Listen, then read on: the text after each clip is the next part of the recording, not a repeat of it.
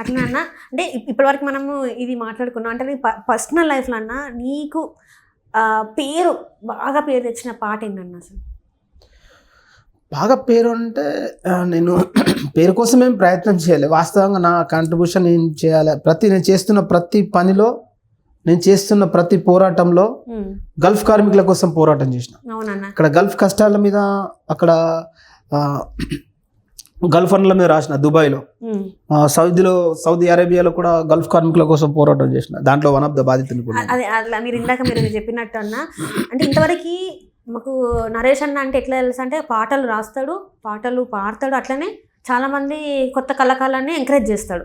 కానీ మీరు ఇందాక మీరు చెప్పింది నాకు ఇట్లా అనిపించింది అన్న ఒకటేసారి, అంటే ఈ వ్యక్తి ఇక్కడ ఉండాల్సినోడు కాదు, ఎక్కడో ఉండాల్సినోడు, కానీ నార్మల్ ప్రజల మధ్య తిరుగుతున్నాడు, వాళ్ళ కష్టాల గురించి. అంటే ప్రజలకు ఏం కావాలన్నా, ప్రజల మధ్యలో ఉండే వాళ్ళ కష్టాలు తీర్చేటోడు కావాలి.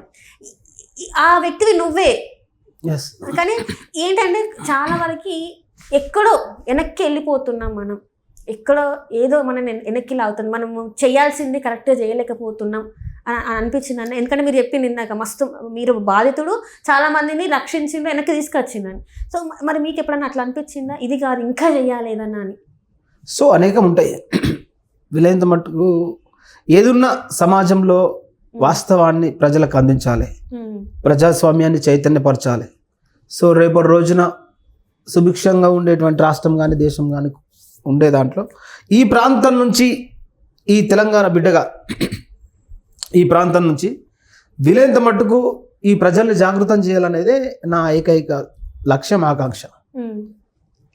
ఇంతకు అక్కడ ఏం జరిగిందన్న అసలు? ఇంతకి సౌదీ అరేబియాలో, దుబాయ్, అసలు సౌదీ అరేబియాలో నేను ప్రొఫెషన్ ఆల్రెడీ, నేను ఒక ఎంప్లాయ్, నేను గ్రేడర్ ఆపరేటర్. నేను అంటే హార్డ్వేర్, నేను ఆపరేటర్, జేసీబీ, పోక్లెన్, ఈ ఇటాచ్, ఎక్స్వేటర్ నడిపే ఆపరేటర్ నేను. So grader operator. సో అక్కడ అరామ్కో కంపెనీ అని ఉంటుంది, వాసియాలో వర్క్ చేసి. వాసియా అనేది సౌదీ నుంచి, రియాద్ నుంచి ముఖ్య పట్టణం. రియాద్ అనేది సౌదీ అరేబియాకి ముఖ్య పట్టణం. ఇక్కడ నుంచి ఒక 120 కిలోమీటర్స్ ఉంటుంది. అక్కడ అరామ్కో అనే అమెరికా కంపెనీ, దాంట్లో ఒక 1 year వర్క్ చేశాం. అంటే కంపెనీ అనేది సౌదీ కంపెనీకి నేను పోయినా, అల్జాబియా అనే కంపెనీకి నేను పోయినా. అక్కడ నుంచి ఏదున్నా, నా సాలరీ ఏదున్నా కానీ మా కంపెనీ ప్రొవైడ్ చేస్తుంది. మీరు ఎక్కడికి పోయినా మీ కంపెనీ. అట్లా కంపెనీ అక్కడ ఎట్లా అంటే సౌదీ అరేబియాలో బద్దువాళ్ళు ఉంటారు. బద్దువాళ్ళు అంటే ఇక హింస, అంటే వాడు శ్రమను దోసుకొని తినేవాళ్ళు. మన ప్రాంతంలో కూడా ఉంటారు కదా, వాడు ముంచుతాడు రా ఇట్లా లంగా అంటారుగా, అక్కడ కూడా ఉంటారు, ఎక్కడైనా ఉంటుంది వ్యవస్థ. సో అట్లా 8 నెలల సాలరీ ఆపేసి కంపెనీలో ఎవరికి సాలరీస్ ఇవ్వకపోవడం. ఇప్పుడున్నటువంటి రియాద్ ఎయిర్పోర్ట్ పక్క 14 kilometers 4-way లైన్, ఆ కంటిన్యూ వర్క్ నేనే చేసినాం. దాంట్లో ఒక 6 months అక్కడ వర్క్ చేసినాం. ఇప్పుడు అది మొత్తం ఫ్లాట్స్, అపార్ట్మెంట్స్ అయిపోయినాయి కావచ్చు. అట్లా చేస్తున్న క్రమంలో సాలరీస్ ఇవ్వకపోతే అక్కడ మన భాష రాదు, మన మనుషులు కాదు. ఎట్లాంటి పరిస్థితిలో ఉన్నప్పుడు కూడా నేను సౌదీ అరేబియాలో రియాద్ అమీల్ మక్తబ్ అంటే కోర్టుకు పోయి ఆ కంపెనీ మీద కేసు ఫైల్ చేసి 300 మందికి, నాతో పాటు 300 మందితోటి ఒక యుద్ధంలా, అంటే ఒక నిరసన వ్యక్తం చేసి మా సాలరీ గిట్లా ఇస్తలేరంటే, అప్పుడు నాకు కొంచెం అంటే సౌదీ అరబిక్ వస్తుండే. అరబిక్ ఇప్పుడైనా మినిమం, అంటే అప్పుడు ఇక ఎక్కువ వాడుతున్నాం కాబట్టి అట్లా వస్తుండే. అదే రాతిఫ్ మాయిజీ, అఖిల్ మాఫీ, పులుస్ మాఫీ, కతీర్ ముష్కిలా, అంటే అట్లాంటి పరిస్థితులు అక్కడ చెప్పుకోవడానికి, అక్కడ ఉన్నటువంటి జడ్జికి చెప్పుకోవడానికి చెప్పి అట్లా చేసిన తర్వాత నాతో పాటు ఒక 300 మంది రిలీఫ్ చేసిన. అన్న ఆ దేశం కానీ దేశం పోయి అట్లా అంటే మన సైడ్ నుంచి మస్తు మంది, నిజామాబాద్ నుంచి మస్తు మంది పోతారు గల్ఫ్ కంట్రీలకి. ఆడ పోయిన వాళ్ళు ఖచ్చితంగా ఇట్లాంటి బాధలు అయితే ఖచ్చితంగా పడతారు. అంటే చెప్పలేం, ఎక్కువ నాకు తెలిసి ఒక 60% బాధలు ఉంటాయి, 40% ఏదో కుటుంబాన్ని సాదుకోవడానికి అక్కడికి పోయి ఏదో చేసుకొని వస్తాం అనుకుంటే అక్కడికి పోయిన వీళ్ళు ఇబ్బందులు. అందుకే అమ్మ భర్త పోయిన తర్వాత భార్య పడే ఆవేదన ఏ విధంగా ఉంటుంది అనేది నాకు ఆ పాట చాలా ఇష్టం. దుబాయ్లోనే రాసి రికార్డింగ్ ఇక్కడ చేసి మళ్ళీ దుబాయ్లో రిలీజ్ చేసిన సాంగ్. గల్ఫుకు వలసెళ్ళిపోతీవో, గల్ఫు దేశంలో వలస జీవైతీవో, నీ దుఃఖాన్ని గుండెల్లో దాస్తీవో, బతుకు భారాన్ని భూజాన మోస్తీవో, ఆలి పిల్లలను ఎడవాసిపోతివో గలుపు దేశంలో బందీవై ఉంటివో గలుపుకు వలసెల్లిపోతివో గలుపు దేశంలో వలస జీవైతివో తొలుసూరి కొడుకేమో అయ్యో నీ బాధలు మదిలోన నెమరేస్తూ ఉన్నాడు సిన్నారి చిట్టమ్మ నాన్నెప్పుడొస్తాడని నిదురలో కలవరిస్తున్నది నీ ఆదిలోనే బతికి ఉన్నా నీ బాధల్ని పంచుకుంటున్నానే నీడా అంటే భార్య ఆయనకు మనోధైర్యాన్ని కల్పిస్తాయి.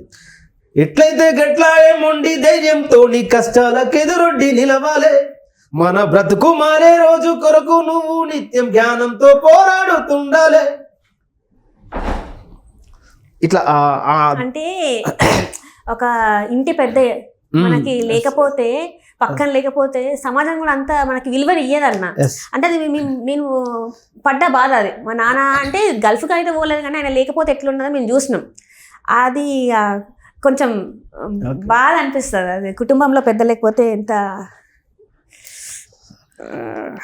సారీ అన్న. అంటే అలా భార్య పిల్లల్ని వదిలేసి ఏళ్ళ తరబడిపోయి అక్కడికి పోయిన తర్వాత అక్కడ కొన్ని కంపెనీస్ ఇబ్బంది పడడం, వీళ్ళు మన వాళ్ళకు కూడా అక్కడ కంపెనీలో వర్క్ లేక కల్లివెల్లి కావడం, ఇలాంటి చాలా ఇబ్బందులు ఫేస్ చేయవలసి ఉంటుంది. అక్కడ ఎంబెస్సీ కావాలన్నా కాన్సులేట్ కావాలన్నా కొంచెం మనకు ఏమన్నా పర్ఫెక్ట్గా ఎవరన్నా గైడెన్స్ ఉంటే ఓకే. మళ్ళీ దాంట్లో మన వాళ్ళు కూడా చాలా మంది దళారులు ఉంటారు, నీకు ఇది చేపిస్తాం అది చేపిస్తాం అని చెప్పి చాలా వాళ్ళ దగ్గరికి వెళ్ళి డబ్బులు వసూలు చేసుకోవడం. ఇక్కడ సౌదీ నుంచి రియాల్స్ కానీ, ఇక్కడ నుంచి దుబాయ్ నుంచి ధరమ్స్ కానీ అట్లా డబ్బులు వసూలు చేసుకోవడం చాలా అంటే అన్న. ఇప్పుడు ఇంతమంది పోతారు, మీరు చెప్పిన 60% మంది బాధపడుతుంటారు అంటారు. నిజంగా వీళ్ళకి డబ్బులు వస్తాయి, ఇలా నిజంగా వీళ్ళ కుటుంబాలు ఆడికి పోయినకి ఇక్కడ ఆర్థికంగా నిలదొక్కుంటారు అంటారా? ఇప్పుడు మోర్ దెన్ అలా భర్త బతుకుదేరు కోసం గల్ఫ్ వెళ్ళిన తర్వాత భార్య పడే ఇబ్బందులు, అక్కడ ఉన్నటువంటి స్థితిగతులను చూసి నేను దుబాయ్లో పర్యవేక్షిస్తున్న క్రమంలో, లేబర్ క్యాంపులు తిరుగుతున్న క్రమంలో గల్ఫ్ అన్నల గోస వలస జీవుల బాట ఎడారి ఆశల ఊట నిత్యం కాసుల వేట కన్నీల బాధ తీరదు కష్టాల సెగలు వారవు నమ్ముకున్న వాళ్ళందరి నిడిసి వచ్చినాం వలసొచ్చి గలుపన్నలతో దోస్తి గట్టినాం కన్న వాళ్ళు కట్టుకున్న అలిని విడిసి కన్న బిడ్డలతో బుట్టువుల బంధాలొదిలి ఉన్న ఊరును విడిసి పల్లె తల్లిని వదిలి అరే అసములు బాసిన ఎడారి జీవితాల ఎదల కదా గలుపన్నల గోస వలస జీవుల బాట. ఇలా అనేకమైనటువంటి సమస్యల మీద అక్కడ రికార్డింగ్ చేయించి అక్కడ కార్మికుల పక్షాన్ని కార్మికుల మధ్యనే రిలీజ్ చేసినాం. అసలు అంటే ధైర్యం ఉండాలన్న. ఎందుకంటే గల్ఫ్ అట్లాంటి దేశాలల్లో వాళ్ళ కోపం వస్తే చంపేస్తారు. కానీ నువ్వు వాళ్ళకి ఎదురుడి పాడినావు, అక్కడ పాటలు చేసినావు అంటే వాళ్ళకు మాకు ఇట్లా జీతాలు ఇస్తలేదని నువ్వు పోరాడినావు అంటే అది మామూలు విషయం కాదన్న. అప్పటికి నాకు థ్రెడ్ ఉండే, కానీ నాకున్న పరిజ్ఞానం బాబాసాహెబ్ ఐడియాలజీ ఎంతో కొంత అంటే వ్యూహాలు లేకుండా ఏ ఉద్యమం చేయలేదు. ఇప్పుడు సౌదీ ఎంత పెద్ద అరబిక్ ఎంత పెద్ద షేక్ అయినా అక్కడ సుల్తాకున్న పవర్ వేరే ఎవరికి ఉండదు. సుల్తా అంటే పోలీస్, ఇక్కడ మన పోలీస్ ఎంత ఉంటుందో, కానీ అక్కడ పోలీస్కు ప్రధానమంత్రి అంటే ప్రధానమంత్రి ఉన్న హోదాలు ఉన్నటువంటి వాడిని కూడా క్వశ్చన్ చేసే రైట్స్ ఉంటాయి. అంత వెరీ స్ట్రాంగ్ ఉంటుంది అక్కడ సుల్తా. అందుకే ఎంత పెద్దోడైనా సుల్తా దగ్గరికి పోయి మనం జెన్యున్గా చెప్పిన అంటే నేను కోర్టులో ఇట్లా పిటిషన్ చేసిన ఇట్లా ప్రాబ్లం ఉంది హమిల్ మక్తబ్ రో అని చెప్పి ఆయనకి ఎక్స్ప్లెయిన్ చేసిన తర్వాత సుల్తా చొరవ తీసుకున్నాడు. కాబట్టి మళ్ళీ అక్కడ సిస్టమ్ ఏంటంటే నేను ఆయన మీద కేసు చేసిన కదా, నేను ఆయన కంపెనీలో పోయినా కదా, నేను ఇండియాకి వచ్చేదాకా ఆయనది రెస్పాన్సిబిలిటీ. ఫుడ్ విషయంలో కానీ స్టే విషయంలో కానీ ఎవ్రీథింగ్ ఆయనది రెస్పాన్సిబిలిటీ. అట్లాంటి సిస్టమేటిక్. కానీ అది ఫైట్ చేసే సత్తా ఉంటుంది. లేదంటే ఏముంటుంది, ఎక్కడనో రంబలలో తీసుకపోయి గొర్రెల దగ్గరనో లేకపోతే ఒంటెల దగ్గరనో వారేసి వాళ్ళ జీవితాలు కూడా క్షుణ్ణ భిన్నమైన చాలా జీవితాలు ఉన్నాయి. నేను అంటే నా ప్రొఫెషన్ అనేది మోటార్ ఫీల్డ్ కాబట్టి ఫస్ట్ నుంచి రాపిడ్గానే ఉన్నాం. అట్లా ఇక మనం తట్టుకోగలిగినాం. ఎట్లున్నా అన్న ఇప్పుడు మీరు ఇట్లా గల్ఫ్ కంట్రీలకు పోయినారు, ఉద్యమాల దీంట్లో ఉన్నారు, మరి ఇంట్లో ఎట్లుంటుంది అన్న మీకు? మరి మీరు అంటే అమ్మ కావచ్చు, మీ వైఫ్ కావచ్చు, పిల్లలు ఎట్లా ఉంటుంది మొత్తం ఉంటుంది? సో ఫస్ట్ నుంచి మా నిరుపేద కుటుంబం, అమ్మ కూలి నాలి చేసుకుని పొజిషన్, నేను కూడా కాయ కష్టం చేసుకుని బయటకు వచ్చిన. సో కానీ ఫస్ట్ నుంచి నాకు ఇది ఒక విజన్, అంటే ఒక్కొక్కరికి ఒక్కొక్క హాబీ ఉంటుంది, ఒక్కొక్కరికి ఒక్కొక్క ఫ్యాషన్ ఉంటుంది. సో నాకు చిన్నప్పటి నుంచి సమాజంలోనే ముందుకోవాలి, సమాజంలో ఏదో ఒక సామాజిక అంశాలతోటే ముందుకోవాలి, వీలైనంత మటుకు ఒక కంట్రిబ్యూషన్ చేయాలనే దాని మీదనే ముందుకు పోయినా. సో అప్పుడు ఉన్నటువంటి క్రమంలో అమ్మ నాన్న కూడా సపోర్ట్ చేసారు. ఇప్పుడు వచ్చిన మా మిస్సెస్, ఫస్ట్ ఆఫ్ ఆల్ మా మిస్సెస్ గారికి థ్యాంక్స్ మీ ఛానల్ ద్వారా. ఎందుకంటే మేము ఐడియాలజీ కూడా అంటే మహాత్మా జ్యోతిబా పూలే సత్యశోధక సమాజ్లోనే మేము మ్యారేజ్ చేసుకున్నాం. బాబాసాహెబ్ అంబేద్కర్ స్టార్చ్ దగ్గర ఇండియన్ కాన్స్టిట్యూషన్ భారత రాజ్యాంగం సాక్షిగా మేము పెళ్లి చేసుకున్నాం.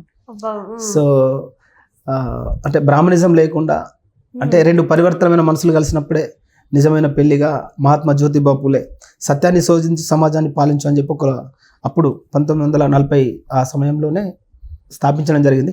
సో అది మళ్ళీ మా ప్రాంతంలో నేను పునర్నిర్మాణం చేసినాను మ్యారేజ్ తోటి. చాలా అన్న అసలు నీ గురించి నేను కొంతవరకు తెలుసుకున్నా, కానీ ఇప్పుడు మాట్లాడుతున్నా అసలు అమ్మ ఇంత చేసింది, అసలు ఇంత ఉందా వెనకాల, పాటలే కాదు అన్ని రకాలు కూడా మీరు ఫాలో అవుతున్నారు. అంటే మీరు పాటలతోని ప్రజల్ని చైతన్యపరచడం కాదు, ఫస్ట్ మీరు అట్లా ఉన్నారు, మీరు ఉండి అట్లా ప్రజలలోకి వెళ్తున్నారంటే అది మామూలు విషయం కాదన్న. వాస్తవంగా ఇవాళ నేను అక్కడ ఉండేది భీమా కోరేగావ్కి వెళ్ళేది. ఇవాళ ఫస్ట్ అక్కడ సెలబ్రేషన్ జరుగుతుంది, 200 సంథింగ్ ఇయర్స్ సెలబ్రేషన్. భీమా కోరేగావ్ మన మహార్ వీరయోధుల చరిత్ర, అక్కడికి పోయేది. బాబాసాహెబ్ ఆనాడు అక్కడ సందర్శించడం కూడా జరిగింది. సో అక్కడికి నేను 2-3 టైమ్స్ కూడా వెళ్ళి రావడం జరిగింది. సో ఇవాళ అక్కడికి వెళ్ళేది, కానీ ఇక ఇక్కడ కొన్ని కారణాల వల్ల ఆగిపోయింది. ఇప్పుడు మీ దగ్గరికి వచ్చింది.